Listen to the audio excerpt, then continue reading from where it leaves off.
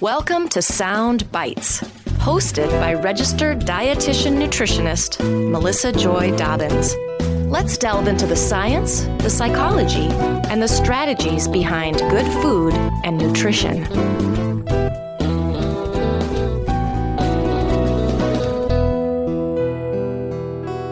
Hey everybody, be sure to stay tuned after the episode for some bonus content that includes recipes and tips. Enjoy the episode. Hello and welcome to the Sound Bites podcast.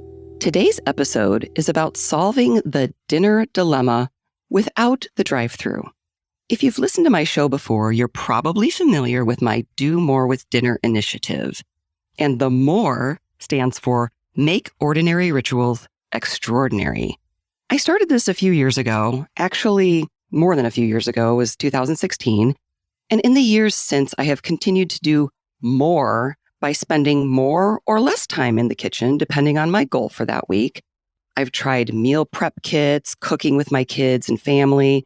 But lately, I seem to be trying a lot of new recipes and new gadgets. So it's a process that's ongoing, and I'm enjoying it. And I continue to find ways to make more out of our family mealtime. My guest today is my good friend and fellow dietitian, Jen Haugen. Jen is a registered dietitian nutritionist, culinary nutrition coach, and two-time cookbook author. She specializes in creating simple, family-friendly strategies for healthy eating for her clients using kitchen tools and recipes to match their health goals and make cooking fun. And Jen's new book is called Dinnertime. Welcome to the show, Jen. Thank you so much for having me. I'm excited to be here. Yeah, I can't wait to dive into this. Now, you've been on the podcast before, way back in episode 48. And I also interviewed you for my blog way back in 2014. And that blog was sort of a precursor to this podcast, unbeknownst to me at the time. But I would love for you to tell us more about your background and journey to the work that you're doing today, including any disclosures you may have, of course. Sure. So I've been a registered dietitian for over 20 years, which it's really odd to say that now. But but I've had a lot of different experiences from when I first started working as a clinical dietitian, which was actually at Mayo Clinic, and I seen the sickest of the sick and worked in trauma care, actually. So that was mostly people that I couldn't necessarily talk to, but we were still trying to figure out how to get them the nutrition that they needed.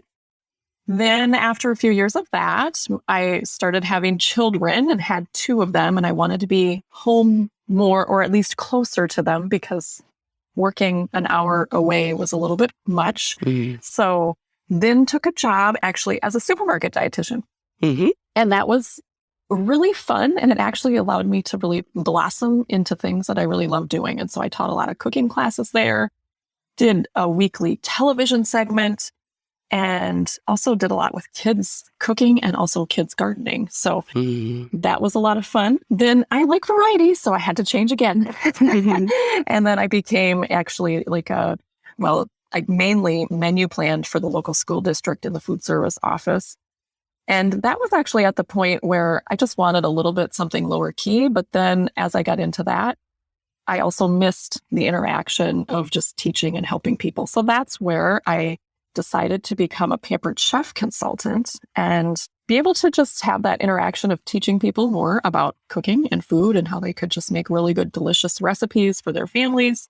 And that was 2016 when I started that. And that's where I'm at now, and still continue to be a consultant. And I also have my own business and teach people how to cook and how the kitchen tools that they have in their kitchen, or maybe that they still need, can really make an impact on what they're eating and how much fun they're having. So I like to say that I like helping busy moms get dinner done as well as have more fun, because sometimes you're not having fun in the kitchen and tools can help you with that. Mm-hmm. But also sometimes you don't want to be in the kitchen because you want to spend more time with your kids. You know, time is fleeting, and the tools can help that as well.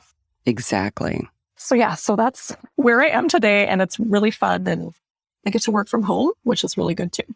Yes, and I see, what is it, Jen's Joyful Kitchen? Is that what you've been promoting? I mean, and I know you, we go way back. I think we met when you were a supermarket dietitian, and being a former supermarket dietitian myself, we really connected and became friends. In fact, a fun fact, as you know, would take my kids to summer camp in Iowa, and we'd have to go through Austin, Minnesota. And of course, we had to stop at the Spam Museum. And so we made it a regular thing to stop and meet up with you and your family and have made right burgers. And it's just been so wonderful seeing you blossom and the joy that you feel in the work that you're doing now. It just comes through in everything that you do. Well, thank you. Yes. No, I think, cooking is probably my sweet spot. So I'm not saying that I'm a chef, but I have been cooking for my family for 20 plus years. So I just try to help people do the things that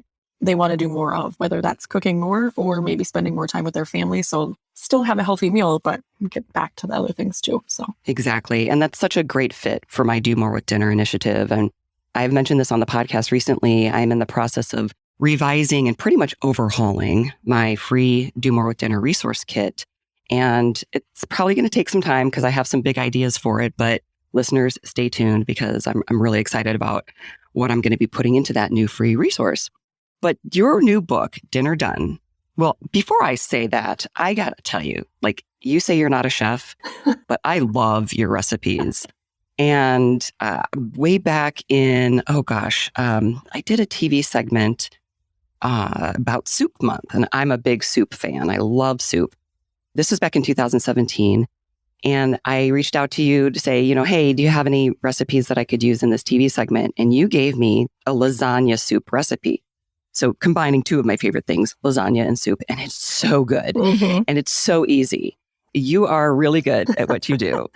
And it doesn't have to be fancy or anything. It's just good, solid, maybe comfort food. It's just nourishing, and I love it. Yes. So your new book, Dinner Done, 40 healthy recipes and 5 kitchen tools to put menu planning on autopilot and always have an answer to what's for dinner.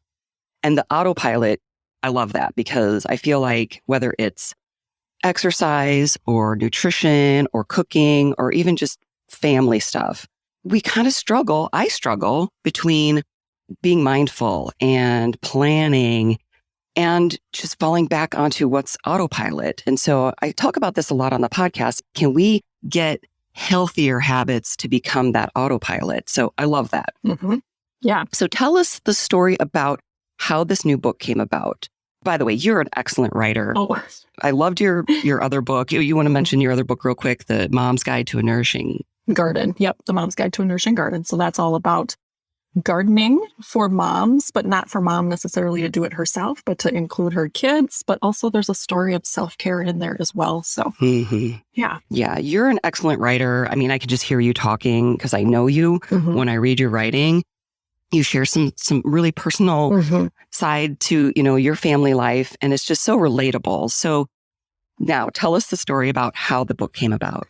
Yes. Well, there's the professional way and there's the personal way. So I would say the professional angle of it has been, even from when I was working as a supermarket dietitian, I would constantly have people asking me, I don't know what to make for dinner. And there was a statistic once that I had read where 80% of people don't know what's for dinner at 4 p.m., which is a lot.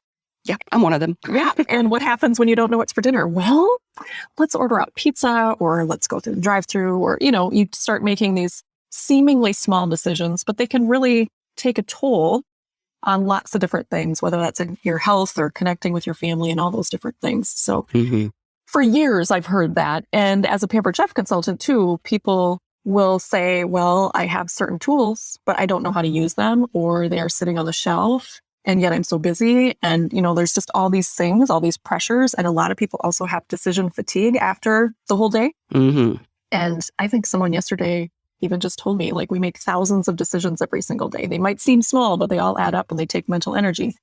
And so by the time you get to dinner, it's like, you're done. Yeah, exactly. You're done. You're like, I don't know what to do anymore.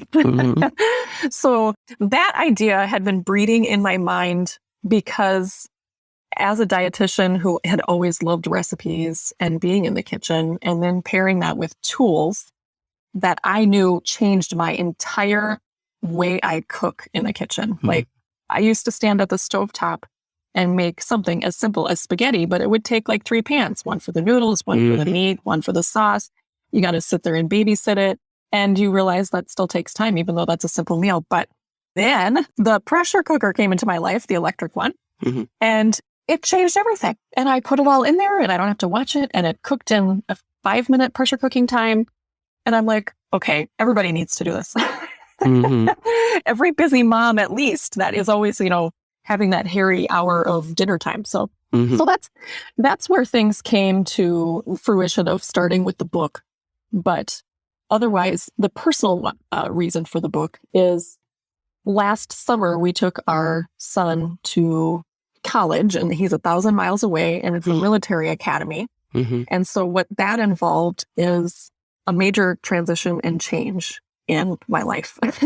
So writing the book, honestly, was a little bit therapeutic. It's all the recipes that I've made our family while they've been growing up. And it really just allowed me to kind of have a little bit of processing time by writing all of that down and being able to share that with other moms, but then also being able to capture those recipes that my kids have always loved and put them into a book that they can one day enjoy too when they're having their own families. So, so that's kind of the 2 angles that it came from. Okay.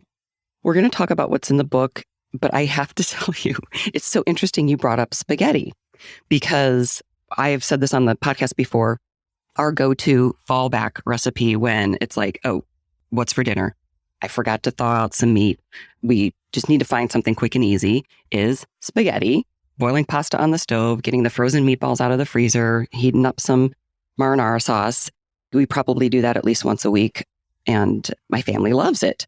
So when I was looking through your book, I saw the spaghetti recipe now you say the electric pressure cooker. Is that the same as the Instant Pot? Yes. Yeah. Okay. So Instant Pot and Pampered Chef used to have one called the quick cooker, now called a multi-cooker. So a lot of brands kind of call it the same thing. Okay. Yeah. I think Instant Pot is sort of like saying Kleenex for tissues. Correct. Or whatever. Yeah. Okay. Yep. Got it. Yep. So I saw this recipe and I thought, okay, I'm going to try this. So Jen, last night I made your spaghetti recipe. And it was so good. It was so good. I'm not going to lie. I had the leftovers for breakfast.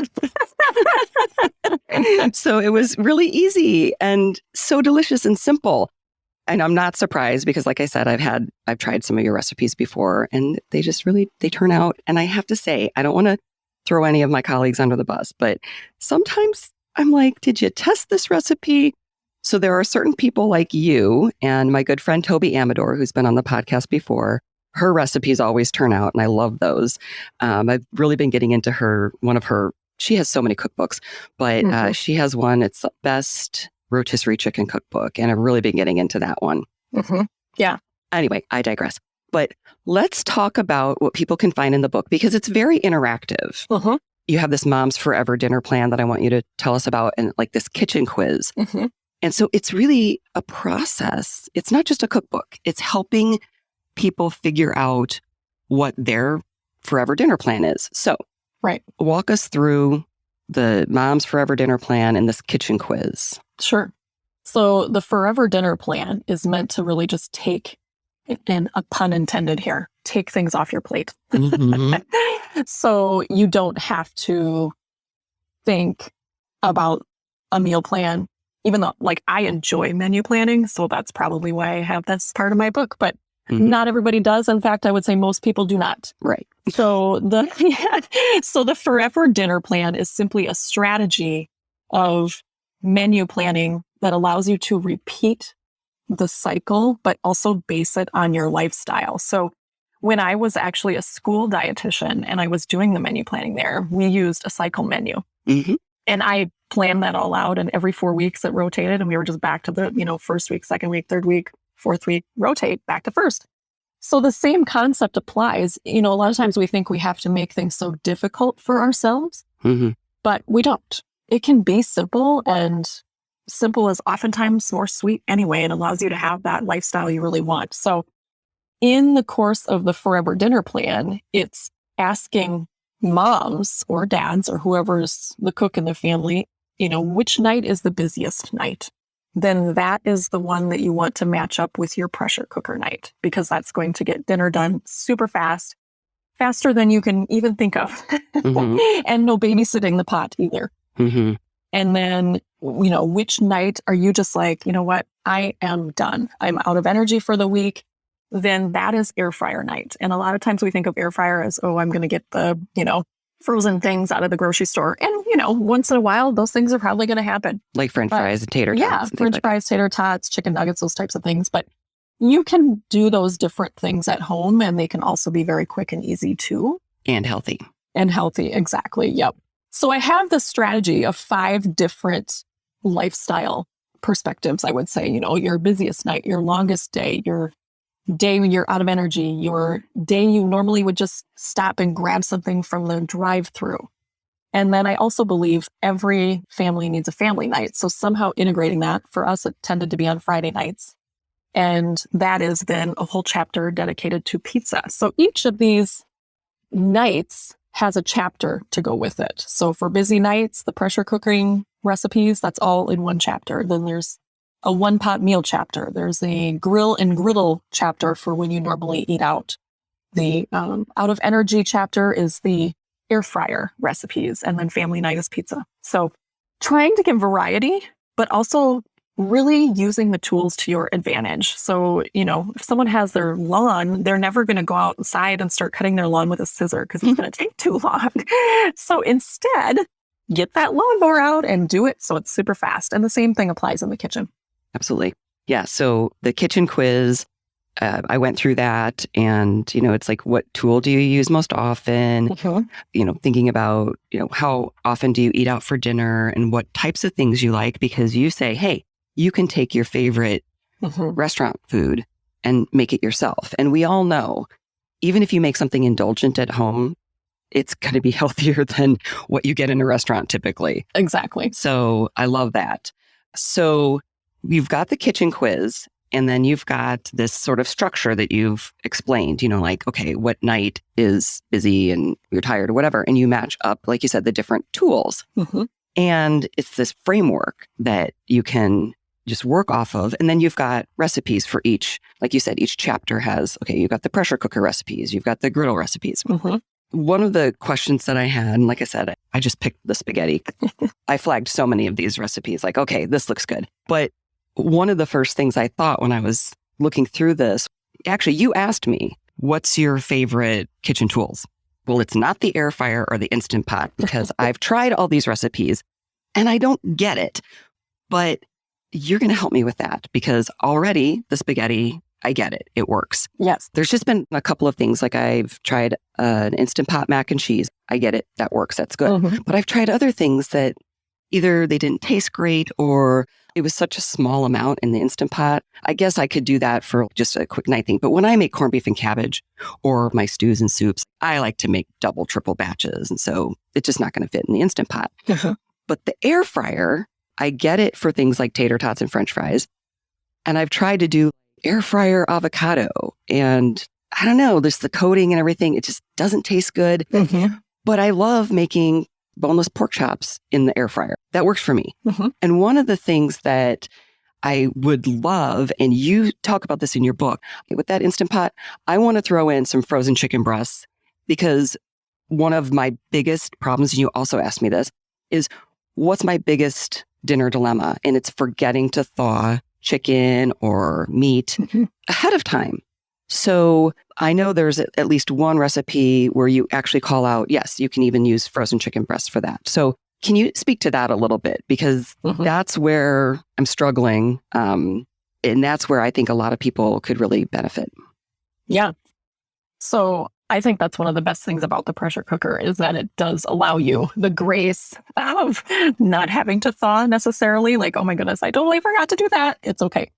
Even as something, and these recipes that I have in here are simple recipes, and you can rotate through them so that you don't have to constantly try to find new recipes, for example. But even like the chicken wild rice soup, normally that's going to be something that you're going to have. It's going to take a longer time. So a pressure cooker is going to actually shorten that time by usually around 70% for any recipe typically.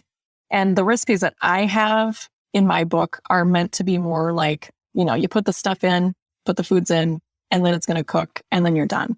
You don't necessarily have to do 2 parts, 3 parts type things. Because I've noticed that with some of my Instant Pot recipes where I'm like, wait, okay, this for 2 minutes and then stir it and then do this. I'm like, no. I just want to set it and go away. Yeah, I think that it is a barrier for a lot of people with the frozen, thawing thing. But also when you have the menu plan, so when you're using, the menu map and my 6-week plan, you can also get on that habit, I would say, of like, okay, this is my week for chicken wild rice soup and crunchy cod and, whatever the things are. And you can do a Sunday pull of all of those things to help you if you're using it routinely. And I think that really makes a big difference. I also think the type of tool you have, I mean, yes, there are many types of pressure cookers on the market. So, getting one that you have a lot of comfort with and it's not too complicated also breaks down that barrier. And that's something that I do a lot of teaching with my customers that I work with. And even air fryers. I mean, there's lots of different types of air fryers. A lot of them tend to be the drawer style, and you can only do like 2 or 3 servings of anything. Yes. And that's a problem too, because my recipes, I'm like, no, it needs to do dinner, not just a side. So the air fryer that I recommend, which I have on my website, has grates, just like an oven. So you can actually cook. Yeah, it sort of looks like a toaster oven. Yeah, exactly. And so it can do like 6 servings. Moms are always tending to be the person who's doing the batch cooking and she never gets to sit down. Right. So trying to get it all done at the same time so everybody can enjoy that time together around the table. That's something I realized pretty quickly when I purchased my air fryer.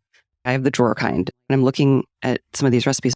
I have the kind that you can't do a large batch. I got the wrong kind because that's not working for me. Right. Yeah. Yeah. Even the air fryer I have. So it's Pampered Chef air fryer, of course. It can even make a rotisserie chicken for you or a rotisserie pork tenderloin, things that you're like, oh my goodness, that is amazing. You can get that done cheaper at your house than if you bought it, like a rotisserie chicken or something like that. So, well, yeah. And you say in the book, this caught my attention. The first time you tried the electric pressure cooker, you put in a frozen pork tenderloin. Yes. And you were hooked. You were like, okay, this is it. I'm like, okay, yes, you got my attention. I'm listening. Yeah, for sure. I was very intimidated actually by pressure cooking when I avoided it really as long as I could. I seen them on the market. I heard people talking about them and I was perfectly fine with my slow cooker. I'm like, oh, I'm fine with, just doing it the 8-hour way. Right. And as a consultant, we often get the new products to test, which is really fun. And I got that pressure cooker and immediately it made me remember when my mom would pressure cook and she had the hissing disc kind. So right on the stovetop, and she'd always alert us, okay, I'm pressure cooking, so don't come in the kitchen because the little disc can fly off. And I've heard of actually people saying that they were little and that happened in their kitchen. So, oh my gosh. So these are things that I was like, no, I don't need this in my kitchen. But right. Well, it's so funny you say that. And I know you put that in the book because I've said this before on the podcast. I worked at the State Nutrition Extension Office in grad school, and I had to answer a lot of questions about pressure cooking. And I had that same fear with the electric pressure cooker or the Instant Pot because I was like, the thing might explode. So what makes the new electric pressure cooker safer or different than the old? Oh, yes. So many things. I mean, just the electric panel of how you can control what setting or how long you want it to cook for versus the more manual version, which was just a pot that locked the lid and you had to kind of time it and watch the pressure. That was much more involved, where this is just like almost that set it and forget it mentality. So there's so much more technology that goes into the electric pressure cookers that allow you to just literally press the button for chicken and okay, I'm cooking chicken. So that's how long it's going to take. So there's just huge differences and so many more safety differences too. So the lid locking, the pressure indicator, the way that like mine, for example, is not metal, where any metal pressure cooker you can be burned by, especially if you have young kids that are reaching on the counter for things. The way that you carry it, some of them have the handle on the top and then the bottoms would drop out and totally ruin it. The one I have has handles on the bottom, one on each side, so you can, lift it and move it safely. So there are some different upgrades that you can even get within electric pressure cooker brands. So great.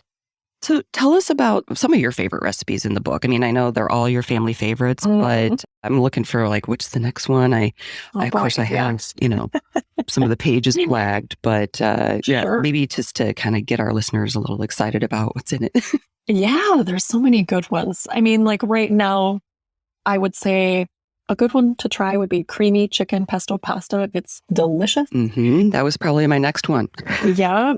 Egg roll in a bowl. These are pressure cookers. So that looked really good too. Egg roll in a bowl is so fast. You literally set it for a 0-minute cooking time. And you're like, is that right? Did she write that right? Yes, I did. Because it's just going to quickly steam those vegetables and finish cooking the meat. So I would say, those would be great. There's so many good ones though. So I'll just mention a couple from each chapter. The crunchy cod from the air fryer is so delicious and so good. I'm definitely trying that. The coconut shrimp is very good as well. So it just takes you away to Hawaii. That's where I had really good coconut shrimp. So that's kind of why I named that one that. And then for the grill and griddle, I think paninis are underrated. Oftentimes we're like, oh, let's just make grilled cheese. Okay, yeah. But you can upscale that just a little with making a panini and putting out some different toppings, and everybody can make their own thing, combination. And if you have a smart griddle where it's cooking from the top and the bottom, you can literally have sandwiches done in 2 minutes. And it's just so easy. Yeah, I love my panini maker. Yeah. I don't do much variety with it, but I know that possibility is there. But I love that thing. Yeah. Because, a lot of times we'll buy sandwiches like that somewhere. So that's a great one to just replicate at home. Or smashed sliders. So smaller amounts of beef, but people can have more than one, but it makes it so it cooks faster. And then you can just have all kinds of toppings for burgers, and it really doesn't take that long. I mean, you can put together a slider night in 10 minutes because the burgers will cook in less than 5, and you have pull out your toppings. And so you can have your own fast food at home. Yeah, exactly. And it's healthier because you could choose the type of meat you're using, for example, and put more vegetables on the bun and all those things. The one-pot recipes, oh my goodness. I mean, so I live in Minnesota, so Midwest cooking is what I love. Tater tot casserole, otherwise known as tater tot hot dish, here in Minnesota. That is a winner any time of the year. Yeah. What's so funny is I saw that recipe in the book and I took a picture and sent it to my mom. I'm like, is this what you used to make that my brother loves? That I don't know why, but he calls it thingy. Oh. Have you ever heard it called that? No, never. Okay. Never. Yeah. And when my mom was like, oh, it's from Minnesota. Well, I was born in Iowa and we didn't live in Minnesota, but it's close to Iowa.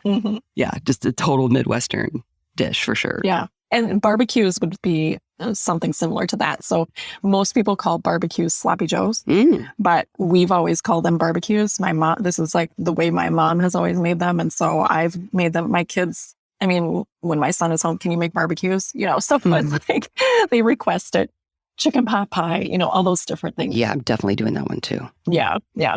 And then pizza recipes. I mean, I love pizza. So any type of pizza for me is great. I would say definitely if you're in a rush, if you're always one of the people that needs something quick and easy, make the 5-minute homemade pizza dough. It literally takes 5 minutes to make. There's no rising time at all. And you can use it instantly. It's made with Greek yogurt. Wow. And it just comes together so well. And then you can use it, whether maybe you want to even grill pizza, you could grill both sides of the dough and then add your toppings, or you can just put the dough right on a pizza pan, pizza stone, and add your toppings and pop it in the oven. I love pesto, so Italian sausage pesto, taco pizza, chicken fajita pizza. These are all some of my favorites, but literally I could pick any recipe in this book and I'd be like, okay, I'm so excited we're having that. Yeah. Because they're all favorites. So the pizza works really well with family night and family game night and all of that. And you can each make your own individual pizza and have your own toppings. Exactly. I know growing up, Sunday nights actually were it wasn't necessarily designated family night, but we would have pizza night and then we'd be able to actually sit in front of the TV and watch a movie, which never happened. And it was the only time we ever got to have soda pop. We call it pop in Minnesota. Yep. So that was always special. And it just reminded me of that. So I've done that with my own kids. Once a week, we're doing pizza. And these are just some of our favorite pizzas. Wonderful. Of course, I'll have links to all this information in my show notes. And if you have any of these recipes on your website, give people a taste of it, or perhaps sharing one that I could put on my website. Oh, definitely. Just to let people get a chance to try it, and they'll be convinced that this is the book for them. Yeah, definitely. And I think another great thing too I have in here is a shopping list. Oh, yeah. A grocery shopping list. Yeah, because there's a lot of different moving parts, and you have, you have shopping lists and also more information about the different gadgets. Yeah. Because I used to be a supermarket dietitian, I always spent so much time at the grocery store. I actually don't enjoy the grocery store anymore. So I try to limit myself to one trip a month. I know that's not always doable with fresh produce and things, but for the big trip, I try to do once. And so that's why I have the full pantry essentials, fruits and vegetables, different meats and things to put in the freezer, things you need for the refrigerator. So having all of these things available allows you to have that flexibility of making any of these recipes. So that's why I put that together. And then also top kitchen tools to make your meals easier. I really believe that when your kitchen is set up with the right tools, that you will have much more fun in the kitchen. You'll save more time in the kitchen. You'll get the healthy meals that you want to have on the table. And so I have a listing of different tools I recommend based on what they do. So if you're constantly like, oh, I hate chopping up vegetables, it just takes too long, and you would eat more of them if it was easier, then I have a whole list of things that you need to get so that your meal prep is faster. Cook time speeding up. So those are some of the main things that are focused on in the chapters. So the pressure cooker, the air fryer, the grill and griddle, having those things really can make an impact. Because I sell kitchen tools, some people will buy things like a measuring cup, which is great, but it's probably not going to revolutionize their life, where a pressure cooker will absolutely change how you do everything in the kitchen. So I try to encourage people to be intentional about what they purchase as well, because I think it really can make a huge difference in how much time you spend, but how much you enjoy it, what other things maybe you can do because you're not spending as much time in the kitchen. So exactly. And then there's some basics. I mean, every kitchen needs some good cookware. I think every kitchen needs a great cast iron skillet of some sort, because I think that there's so many different uses for them. Even a Dutch oven, but also a pizza stone can really make some great pizza crust. Like, it just gives that crispiness on the outside, chewiness on the inside. And of course, a really good set of knives and tongs and spatulas. And so I've got that listing in there too. So trying to give people the tools, literally, so you can stock your kitchen with kitchen tools, but also the right foods, and then have this listing of recipes in a menu strategy format of the dinner done or forever dinner plan. So you really don't have to think about it anymore. Frees up all that time. Exactly. Yeah. Whether you're a new cook or still in the thick of it with your kid, like, it's a great book to help you. Yeah. And I love what you said about making sure your freezer, your pantry is stocked with the things that you might need. And then the fresh stuff, that's when you think, okay, these are the fresh items I'm going to need for this recipe, but I already have all the other stuff. Right. And then shop your kitchen for that. Yeah. And you can do gardening too. Obviously, I like gardening. And so a lot of times in the summer, that's where I'm getting my fresh vegetables at least from. So, incorporating that if you can, or maybe you like the farmer's market, grocery store too. So if you can streamline that and always have certain things available. I know when I was working at the supermarket, I think at one point I counted over 100 different things that you could purchase from the produce section that were different fruits and vegetables, but we all tend to gravitate towards the same 3 to 4 of each category. And that's okay. But, making sure you have some variety. And that's where I have different side dishes listed as well in each chapter. So you don't have to think about that too. I mean, yes, you can make your chicken wild rice soup, but what are you going to have with it? I don't want you to have to think about what. I've already got that here for you. So for example, the pressure cooker chapter, the side dishes are all salads. So pick a salad and get the ingredients for that and use that in your rotation for that night of the week. Yeah. And you make it so simple because you have like a Cobb salad This is what's in it. Mm-hmm. You don't even have to do measurements or anything. These are just the different things that would go in a Cobb salad. These are the different things that would go in a Southwest salad. Right. And I love how simple your sides are. Mm-hmm. I remember one of the things I started doing when I first started my Do More with Dinner was, it was summertime. I have a bowl of fresh, raw veggies. That's your side. Grab it out of the bowl. Exactly. It's that simple. Yes. Yep. It can be that simple. It can be. One of the things I noticed in your book, I love my Dutch oven. I have several different sizes. I love to make soups and stews. But I think you said that there are Dutch ovens that could also go in the microwave. And certainly the metal ones, the enamel coated ones, they cannot go in the microwave. Right. Did I get that right? Is there a type that does go in the microwave? Yeah, actually, as a Pampered Chef consultant, we actually have two. And one of them is microwave safe.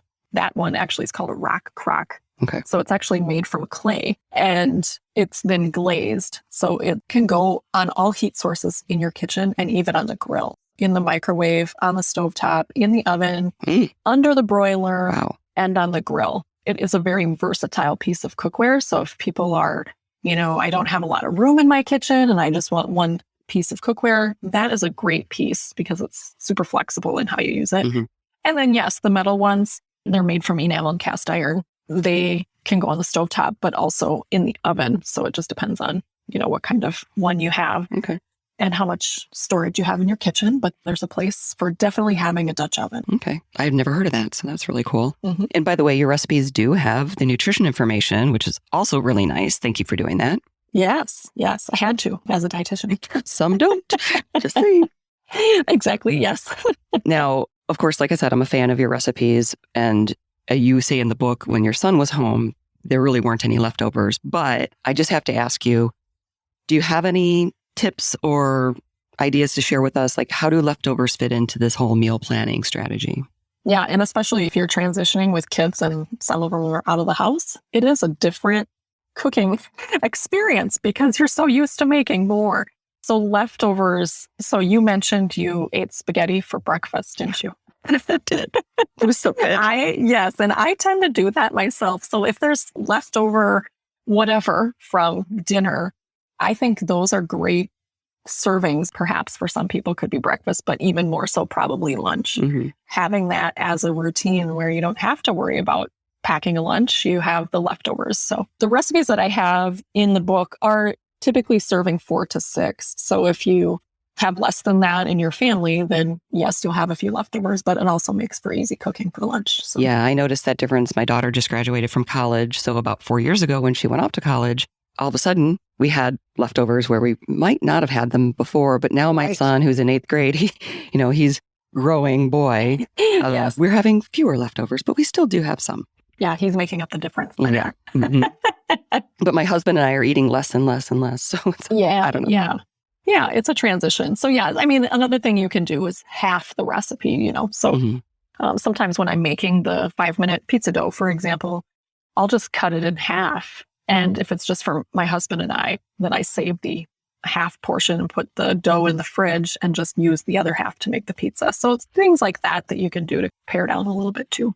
Well, and I know we're talking a lot about kitchen tools and gadgets, but, I do need to ask because not everybody has unlimited kitchen space or funds for these types of things. So do you have your top tips for people who don't have a lot of gadgets or not able to get them and use them?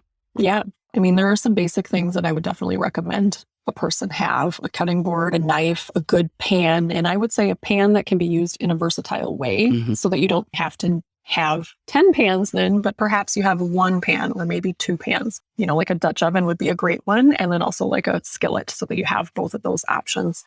The recipes in here can be adjusted if you don't have certain things. It's always good if you can get them, but I understand too that not everybody can. So I would say menu planning is a great resource if you don't have access to a lot of kitchen tools. The menu planning strategy that I have, along with the recipes, will help save money as well. So especially right now when we're all thinking how we can all save money. Food prices are going up. Exactly.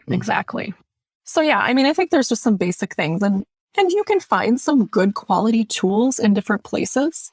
If you don't have access, sometimes even thrift shops will have some different things, or Salvation Army types of I don't know what they're actually called, but they sell things that people have donated. Those would be some of my recommendations. And I'll just add this because this is always an option for people. And I always suggest this, as a Pampered Chef consultant, I have kitchen tools for people to purchase, but I also have ways for people to save money on those as well, because by hosting, for example, like a virtual shopping experience, otherwise known as the party or something like that, you can save a lot of money and also get some things that you really do need that will last a long time. Because I do think it's worth having high quality tools versus buying a new pan every year. Oh, I'm getting this pan for $40, but I have to buy it every year.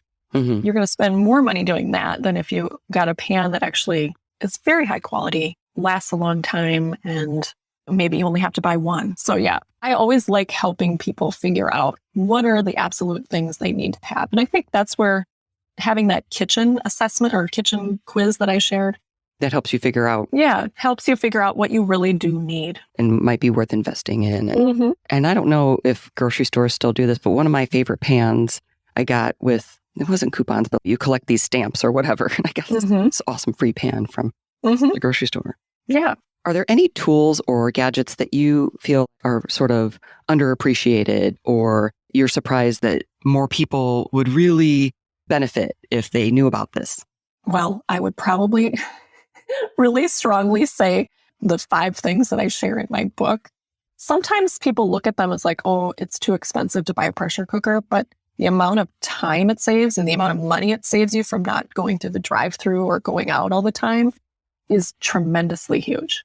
So a pressure cooker, a good pizza stone, because it just really changes the way your pizza cooks up and really makes you feel like you're at your own pizzeria. I think a lot of times our dinner, it's about the experience too, right? It's not just putting out food on the table, but does it look like something that could have come from a restaurant? It makes you feel a little bit more upscale, like, oh, wow, I did that. You feel more confident. You're going to maybe more likely make something again because you feel great about how it turned out and how your family really enjoyed it. I think having some kind of pot that can go everywhere. So one of my favorite pots is an enameled cast iron skillet. It's about 4 inches deep, I would say. So it acts as a skillet, but also it's almost like half the size of a Dutch oven. So you can almost use it interchangeably. Goes on the stovetop, goes in the oven. So that's what I tested all of my one pot recipes in, is that. Oh yeah, you've got the one pot and the sheet pan recipes too. I love one pot sheet pans. Yeah, I think everyone needs a sheet pan. And air fryers, everybody talks about air fryers like, oh my goodness, got to get an air fryer. It was kind of similar for me with the pressure cooker thing. Like I was like, nope, don't need a pressure cooker. Got my slow cooker. No, I don't need an air fryer. I've got my oven. But the amount of time savings, like I don't have to preheat my air fryer. So the 10 to 15 minutes it takes to have my oven get to 400 degrees, I can just turn on my air fryer instantly. It's on and going. That's a good point. Yeah. And so you're spending less money on your utilities because it's not such an energy drain. And even in the summer when you don't want to heat up your kitchen more because your air conditioner's going, this is another reason that can be helpful too. And really looking at the type of air fryer then, we talked about that, but will it serve more than 2 servings? I think is really important. So sometimes we can get caught in the hype of a product, but if you do your research or find someone that can help you, as a kitchen consultant, I'm constantly trying to help, here's some benefits of this type, for example. So yeah, and I like what you said about, and this goes back to the kitchen quiz, where if a barrier for you to getting more vegetables is you really don't like chopping them, then there are tools that can help you out with that. And I remember a few years ago, I don't know, I had given away my salad spinner because I wasn't using it because I was using all these pre-bagged salads. But then I kind of got away from the pre-bagged salads and I was like, where's my salad spinner? I guess I gave it away. So I got a new one because I really missed having it. And I knew that having it would help me eat more fresh salads. It was a total game changer. Exactly. I mean, we have a new tool that's actually called the Rapid Prep Mandolin. And a lot of times mandolins kind of get a bad rap because they kind of are unsafe and you can cut your finger on them. And I agree, there are some like that. But this one is just so safe. And it really makes chopping vegetables not only fast, but kind of fun because you're just like, choo, choo, choo, choo, and it's done in seconds. And so those types of things can really change how you eat, like you said, with the salad spinner. Yeah, I love that. Well, the last chapter in your book is titled Next Steps. Mm-hmm.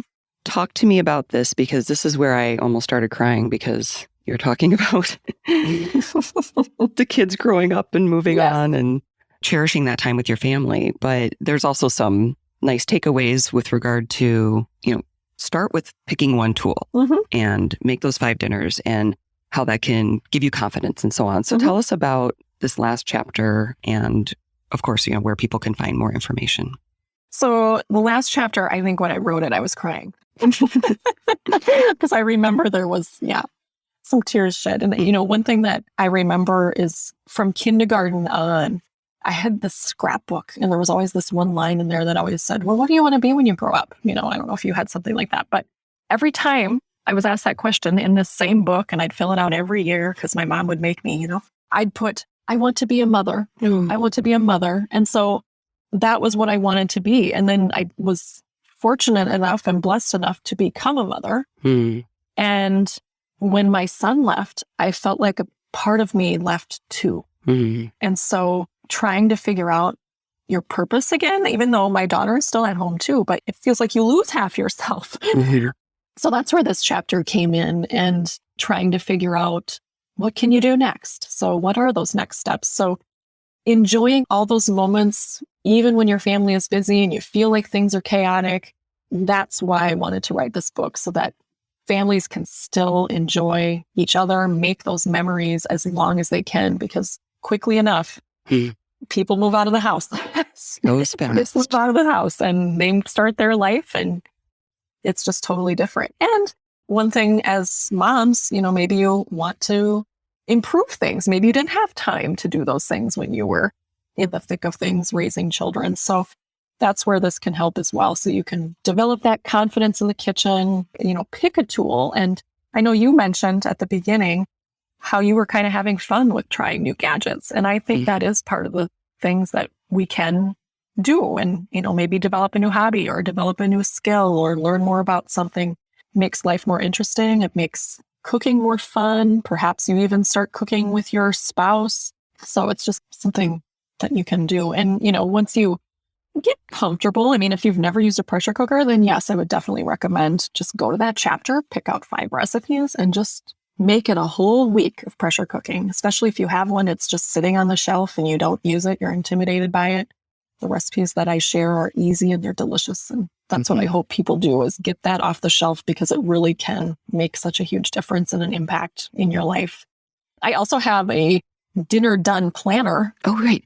I'm glad you mentioned that. Yeah. So at the front of the book, there's a little web link that you can type in. And that's a free downloadable. It's a free downloadable. Yep. And so it's a printable menu map. It's got the 6-week done for you menus. It's got a weekly menu where you can literally print it out. And if you're one of the people that likes to hang menus on the fridge or laminate them or whatever you want to do, it just has everything done for you, plus the ingredient shopping list and tools that I recommend as well.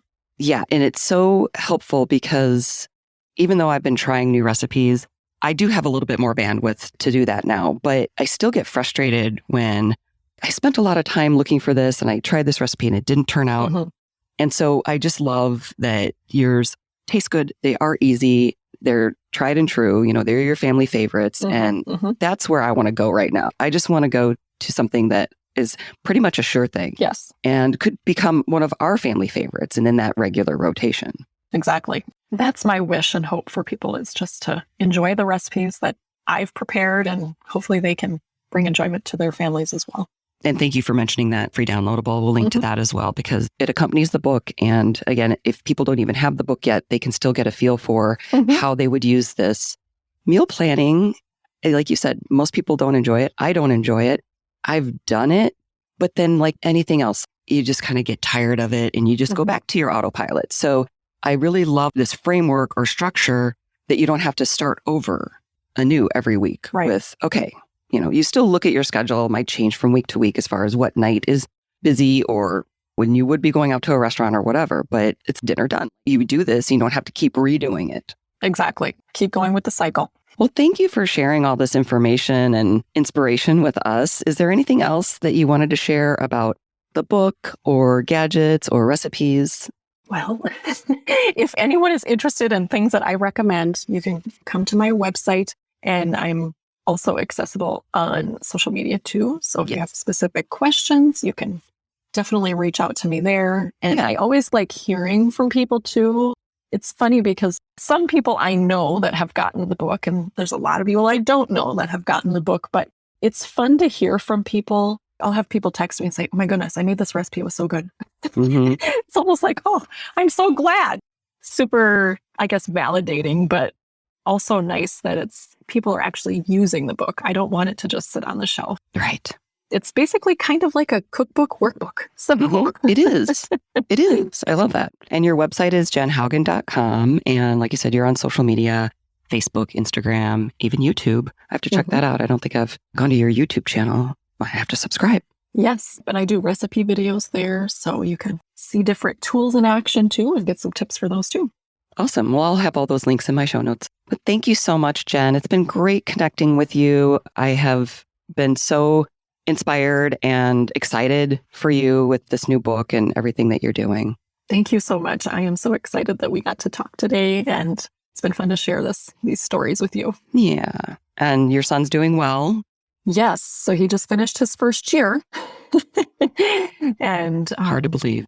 It is hard to believe. So proud mom. It's an emotional roller coaster as a parent, I think, but it's stressful for them too. It's not like an easy cakewalk by any means, but right. Yeah. My daughter, like I said, she just graduated, and you may have seen this on Facebook, but she got a teaching job in my hometown. So we got her all settled in there, and it's just been so much fun. And oh yeah, I keep focusing on the exciting, fun aspect of it, not the sad part. But I still have my son home for another 4 years. Thank goodness. So yes, I know my daughter is home for another year. I see what she decides to do after that, and then my son, he'll be in the military for quite a while. So Well, I know you're really proud of him, and I'm yes, definitely very excited for y'all. Thank you so much, and for everybody listening, as always, enjoy your food with health in mind and get dinner done. Till next time.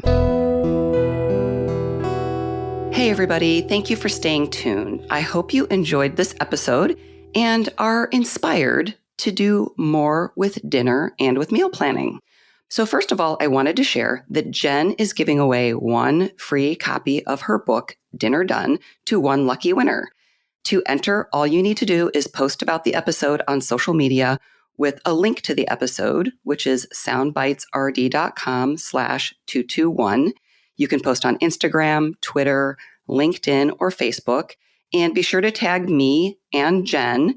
You can go to my show notes at soundbitesrd.com/221 to see all of Jen's handles, and mine are on my website at the bottom right side of the homepage, or you can just search for us on whatever platform you are thinking about posting on. So I wanted to share a little bit about the recipes that I've tried from Jen's book since the interview was recorded. We discussed the spaghetti recipe during the episode, and since then, it has become a family favorite, and we have it on a weekly basis. In fact, it has pretty much replaced my weekly standby of pasta, marinara sauce, and frozen meatballs.